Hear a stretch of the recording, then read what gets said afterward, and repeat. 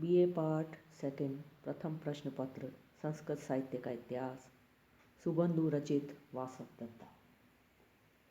गद्य काव्य के लेखकों में सुबंधु ही सर्वप्रथम लेखक हैं।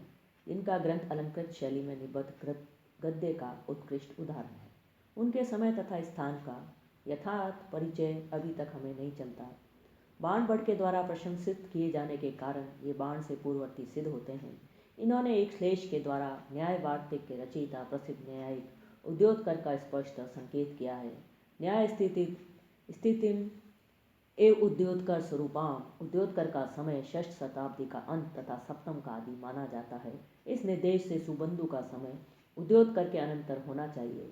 ऐतिहासिक गवेषणा उपयुक्त सामग्री के अभाव में समय का यथार्थ निरूपण नहीं कर सकती। हर्षवर्धन 606 से 648 ईस्वी के सभा पंडित होने से बाण भट्ट का समय 630 से 640 ईस्वी तक मानना उचित प्रतीत होता है। बाण से पूर्ववर्ती होने के कारण सुबंधु का समय 600 ईस्वी के आसपास तथा पश्चातवर्ती होने के कारण दंडी का समय 650 ईस्वी के बाद मानना उचित जान पड़ता है। फलतः गद्य काव्यों के इन माननीय लेखक त्रय का समय क्रम इस प्रकार है: सुबंधु, बाण भट्ट, दंडी। सुबंधु ने अपने ग्रंथ में जिस विक्रमादित्य के कीर्ति शेष होने का उल्लेख बड़ी सौंदर्यमयी भाषा में किया है, सारस्वत्ता विहता नवका विलसंती चरती नो कंक सरसेव कीर्ति शेषम गतवती भूवि विक्रमादित्य। वो विक्रमादित्य कौन था, इसका परिचय यथार्थ रूप से नहीं मिलता। अधिक विद्वानों का मत है कि यह विक्रमादित्य का संकेत राजा यशोधर्मा से है, जिसने बालादित्य की सहायता से हुनों के पराक्रमी नरेश मिहिर कुल को परास्त कर भारत से निकाल बार किया था। इनका भी समय 6th शतक का मध्य भाग है, अतः सुबंधु का काल इसी युग से कुछ हटकर होना चाहिए। इन सब निर्देशों से 6th शतक का अंतिम भाग सुबंधु के आविर्भाव के लिए उपयुक्त काल प्रतीत होता है। सुबंधु कालिदास तथा कामशास्त्र के प्रणेता वात्स्यायन के अवांतरकालीन है, क्योंकि इन्होंने वासव दत्ता में इन दोनों कवियों का उल्लेख किया है। शकुंतला के द्वारा दुर्वासा के शाप के अनुभव का उल्लेख सुबंधु को अभिज्ञान शाकुंतलम से परिचित सिद्ध कर देता है। यह उल्लेख निश्चित रूप से शाकुंतला का ही है, महाभारत कथा का नहीं, क्योंकि मूल कथा में दुर्वासा का शाप अनिर्दिष्ट घटना है। विप्लम एवं दुष्यंतस्य कृते दुर्वासस शापम अनु बभूव शकुंतला। कामसूत्र विन्यास एवं मलनाग घटित कांता रसामोद स्पष्ट कामसूत्र के रचयिता वात्स्यायन का निर्देश करता है। फलतः सुबंधु का समय निश्चित रूप से कालिदास प्रथम शती या चतुर्शती तथा वात्स्यायन पंचम शती के पश्चातवर्ती है, इसलिए 6th शती का अंत इनका समय निर्णित किया जाना उचित है। इनका एक ही ग्रंथ है जो वासव दत्ता के नाम से प्रसिद्ध है। सुबंधु की इस वासव दत्ता का संबंध प्राचीन काल की प्रसिद्ध आख्यायिका वासव दत्ता तथा उदयन की प्रणय कहानी से कुछ भी नहीं है। वह पूरा कथानक कवि के मस्तिष्क की उपज है। केवल नायिका का विधान प्राचीन है। संक्षेप में कथानक यूं है: राजा चिंतामणि का पुत्र राजकुमार गंधर्व केतु स्वप्न में एक अत्यंत सुंदरी कन्या को देखता है, जिसकी खोज में अपने मित्र मकरंद के साथ वो निकल पड़ता है। रात में विंध्य की तलवटी में वृक्ष के नीचे ठहरता है और पेड़ पर बैठी हुई सारिका से पता चलता है कि पाटलिपुत्र की राजकुमारी ने स्वप्न में गंधर्व केतु को देखा है, जिसे खोजने के लिए उसकी सारिका तमालिका निकली है। इस प्रकार शुक दंपति की सहायता से नायक और नायिका का मिलन होता है। दोनों के हृदय में आपस में गाढ़ अनुराग है, परंतु वासव दत्ता का पिता श्रृंगार शेखर उसका विवाह किसी विद्याधर से करना चाहता है। इस अड़चन के कारण दोनों प्रेमी एक जादू के घोड़े पर चढ़कर विंध्याटवी को भाग निकलते हैं। गंधर्व केतु को सोते हुए छोड़कर वासव दत्ता बाहर जंगल में घूमने जाती है। वहां उसे पाने के लिए किरातों के 2 झुंडों में लड़ाई होती है। वासव दत्ता एक ऋषि के आश्रम में चुपके से चली जाती है, जहाँ वह ऋषि के शाप से शिला बन जाती है। उधर जागने पर गंधर्व केतु वासव दत्ता के वियोग से आत्महत्या करने पर उद्यत होता है, परंतु आकाशवाणी उसे रोकती है। अंत में वह जंगल में वासव दत्ता को खोज निकालता है, जो उसके छूते ही मानुषी का रूप धारण कर लेती है। पीछे मकरंद भी आकर इनसे मिलता है। ये सब राजधानी लौटते हैं, जहाँ सुखपूर्वक अपना जीवन व्यतीत करते हैं। इस कहानी की छानबीन करने से स्पष्ट है कि यह लोक कथा में सर्वत्र प्रचलित अनेक रूढ़ियां प्रेम उत्पादन के लिए कारणभूत मानी गई है। कहानी की घटना बहुत ही स्वस्थ तथा निर्जीव है, परंतु सुबंधु ने अपनी प्रतिभा पर आधारित सुंदर वर्णों के बल पर इनमें जान फूंक दी है।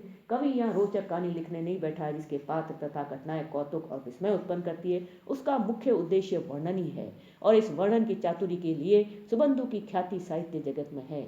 वासव दत्ता उन गद्य काव्यों का प्रतिनिधित्व करती है जिनमें कथानक नितांत स्वल्प रहता है और वर्णन प्रचुर मात्रा में विद्यमान रहता है। कथावृत्त को कवि कौशल से खूब अलंकृत तथा विशेष चमत्कृत बनाना ही कवि का ध्येय है। सुबंधु नाना विद्याओं तथा मीमांसा, न्याय, बौद्ध आदि नाना दर्शनों में नितांत प्रवीण थे। इन्होंने श्लेष और उपमा के प्रसंग में रामायण, महाभारत तथा हरिवंश की अनेक प्रसिद्ध तथा अल्पप्रसिद्ध घटनाओं और पात्रों का प्रचुर निर्देश कर अपनी विद्वत्ता का पूर्ण परिचय दिया है। उनकी दृष्टि में सत्काव्य वही हो सकता है जिसमें अलंकारों का चमत्कार, श्लेष का प्राचुर्य तथा वक्रोक्ति का सन्निवेश विशेष रूप से रहता है।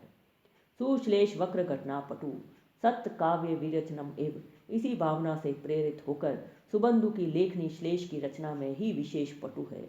उन्होंने स्वयं अपने प्रबंध को प्रत्यक्ष श्लेषमय प्रपंच विन्यास वैदग्ध नीति बनाने की प्रतिज्ञा की थी और इस प्रतिज्ञा का पूर्ण निर्वाह उन्होंने इस गद्य काव्य में किया है। सुबंधु वस्तुतः श्लेष कवि हैं।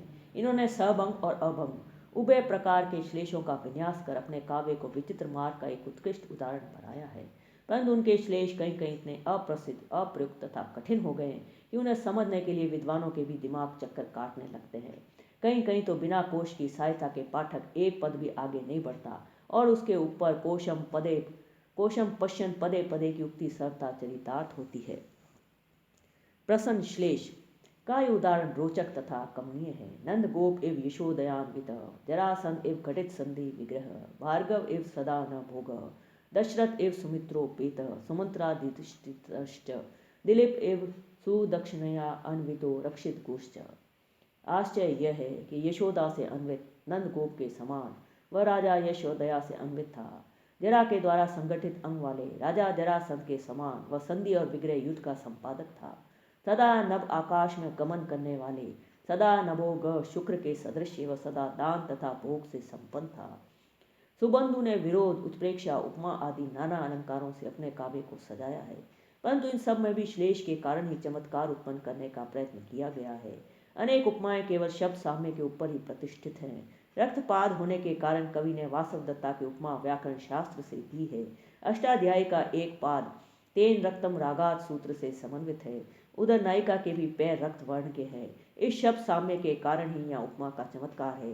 नायिका का स्वरूप अत्यंत प्रकाशमय है और इसी कारण वह उस न्याय विद्या के समान बतलाई गई है जिसके स्वरूप का निष्पादन तथा ख्याति उद्योतकर नामक आचार्य के द्वारा संपन्न है।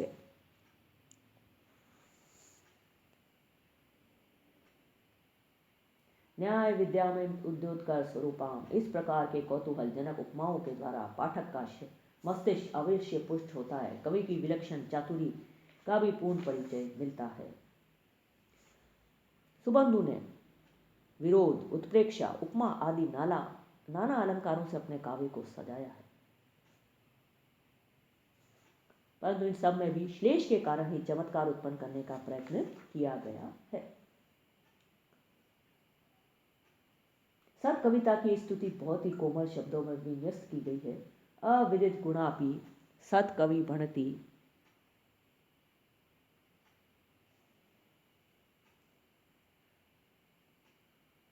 कर्णेषु वमति मधुधारा, अनधिकत परिमलापि ही अति दृशम मालती माला। जिनके गुणों का ज्ञान नहीं होता वह भी सत कवियों की वाणी श्रोताओं के कानों में मधु की धारा उंडेलती है। गंध के परिचय न मिलने पर भी मालती पुष्पों की माला नेत्रों को बरबस खींचती है।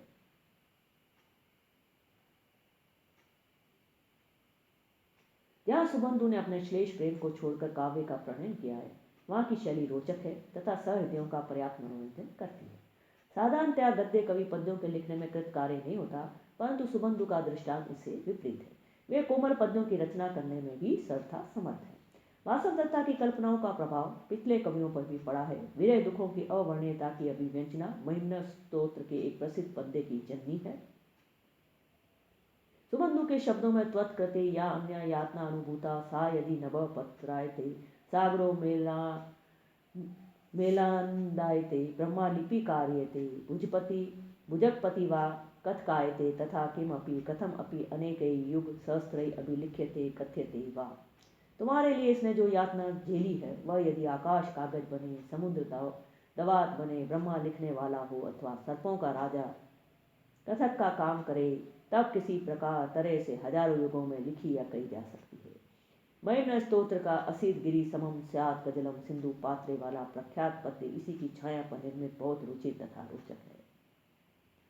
सुबंधु की यह प्रसन्न श्लेषमयी वाणी आलोचकों के लिए नितांत आह्लादजनक है।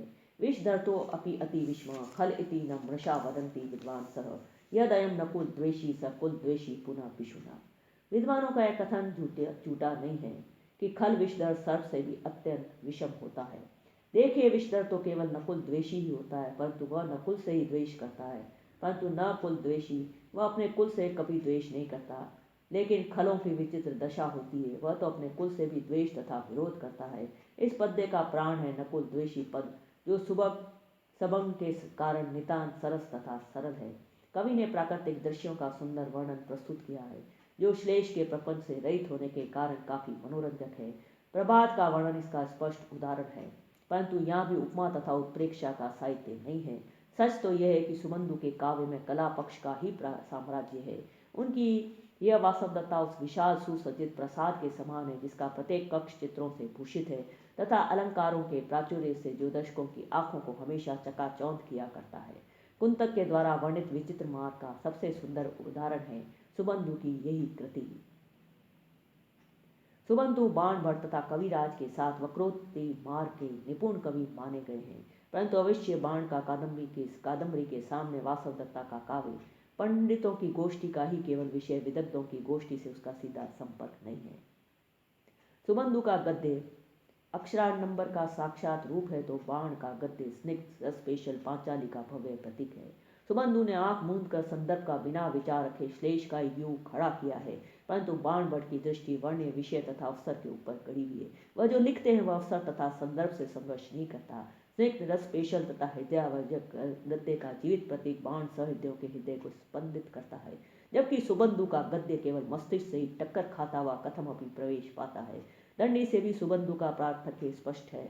दंडी की तीव्र निरीक्षण शक्ति तथा यथार्थवादी शब्द विन्यास का अभाव वासवदत्ता के लोकप्रिय न होने का पर्याप्त हेतु है।